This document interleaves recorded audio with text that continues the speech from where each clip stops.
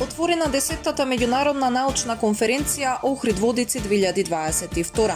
Целта на оваа конференција во изминатата деценија е промоцијата на културното наследство и идентитетот.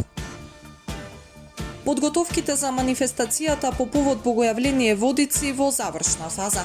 Градското пристаниште темелно се чисти, а централното градско подрачје е украсено во знакот на богојавленските празнувања.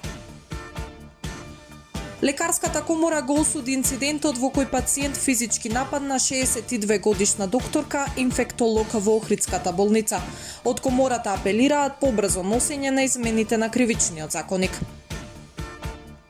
Собранието синоќа со 62 гласа за, 46 против и без воздржани ја изгласа новата влада.